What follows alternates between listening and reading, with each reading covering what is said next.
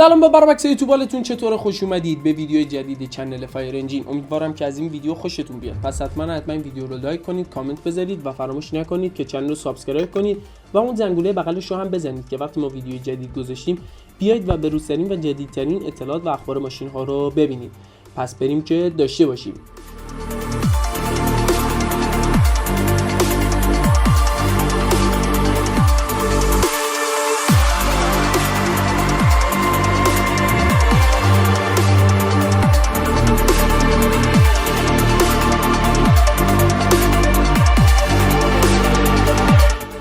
امروز اومدیم بریم سراغ یه هیولای آلمانی افسانه‌ای که توی زمان خودش همه میگفتن این ماشین عین طراحی‌های فضایی هاست، انگار که فضایی‌ها اون رو طراحی کردن. این افسانه چیزی نیست جز BMW E60 M5.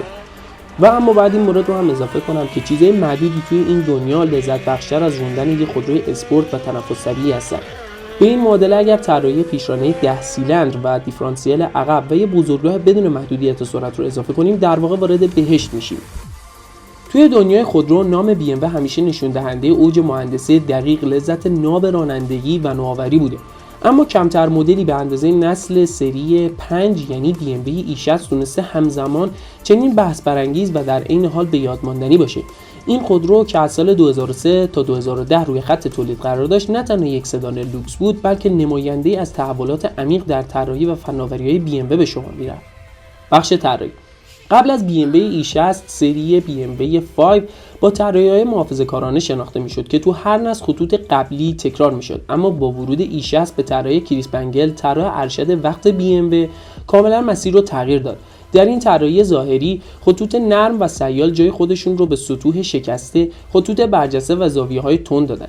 چراغ‌های جلو شکلی تهاجمی‌تر به خودشون گرفتن و چراغ‌های عقب با طراحی غیر متعارف و برجسته از هر چیزی که توی نسل قبل دیده بودیم فاصله داشتن. بسیاری از طرفداران سنتی BMW این طراحی رو زیر سوال بردن و اون رو بدقواره یا بی‌هویت توصیف کردن. اما در مقابل نسل جدیدی از مشتریان و منتقدان جسارت و نوآوری اون رو ستودن. اونا معتقد بودن BMW با این طراحی خودروی BMW E60 رو به یک اثر هنری متحرک تبدیل کرده. این طراحی نه تنها نقطه عطفی در تاریخ BMW بود، بلکه تاثیر عمیقی در روند طراحی خودرو در دهه 2000 گذاشت و الهام بخش بسیاری از رقبا شد. بخش کابین. فضای داخلی BMW E60 دست کمی از طراحی خارجی اون نداشت. کابین BMW E60 مینیمال و لوکس بود. مواد با کیفیت بالا، چرم نفیس، حس یک خودروی پرمیوم رو به سرنشینان منتقل می‌کرد. صندلی‌های راحت با قابلیت تنظیمات مختلف، آسایش راننده و سرنشینان رو توی سفرهای طولانی تضمین می‌کرد. یکی دیگه از نوآوری‌های کابین میشه به نمایشگر هدآپ دیسپلی HUD اشاره کرد که اطلاعات کلیدی رو روی شیشه جلو نمایش میداد و راننده نیازی به پایین آوردن نگاهش نداشت. این سطح از تکنولوژی توی زمان خودش بسیار پیشرفته بود.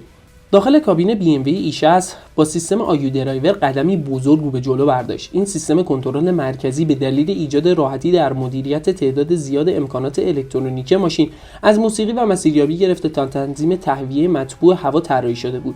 هرچند در ابتدا پیچیدگی و نیاز به صرف زمان برای یادگیری آیو درایور انتقادات زیادی رو به همراه داشت و راننده رو مجبور میکرد برای انجام کارهای ساده حواسشون از جاده پرت بشه. اما با گذشت زمان و پیشرفت نرم افزارهای آیو درایور به یک استاندارد در صنعت خودرو تبدیل شد و توانایی‌های بی‌نظیر خود را به عنوان یک رابطه کاربری قدرتمند اثبات کرد. بخش فنی. قلب تپنده BMW E60 که مهمترین ویژگی این خودرو هم هستش، موتور 5 لیتری V10 اونه که به نام S85B50 شناخته میشه. این موتور که برگرفته از فناوری موتورهای فرمول 1 BMW بود، 500 اسب بخار قدرت تولید میکرد. با این حال استفاده از این موتور در یک سدان خانوادگی تصمیم جسورانه و غیر منتظره‌ای بود. یه موتور V10 که حتی توربوشارژر هم نداشت. و باید این مورد رو هم اضافه کنم که این موتور به شکل تنفس طبیعی هستش و به صورت رسمی توان 500 اسب بخار و گشتاور 519 نیوتن متری رو تولید میکنه و شتاب 0 تا 100 E60 M5 حدود 4.7 ثانیه هستش که البته باید به این نکته هم اشاره کنیم که هم وزن خود موتور و هم وزن کلی ماشین برای یک سدان نسبت به رقبا و نسل‌های قبلی خودش سنگین‌تر هستش. وزن موتور این ماشین به تنهایی 240 کیلوگرم هستش و وزن کلی این خودرو به 1830 کیلوگرم هم میرسه. اما یه نکته هم این وسط وجود داره که این موتور با وجود قدرت فوق‌العاده برای رسیدن به اوج عملکرد نیاز به دور موتور بالا داشت. گشتاور اون در دورهای پایین چندان قوی نبود و برای سبقت‌گیری‌ها باید دور موتور رو به بالای 6000 دور می‌رسوندیم.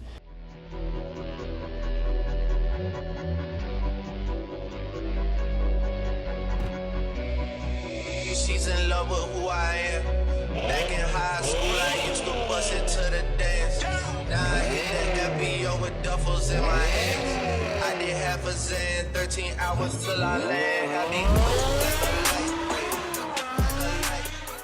و خلاصه که بعد بگم ما اینجا به پایان این ویدیو رسیدیم. ممنونم که تو اینجای ویدیو همراه من بودید. لایک و کامنت و سابسکرایب فراموش نشه. تا ویدیو بعد، فعلا.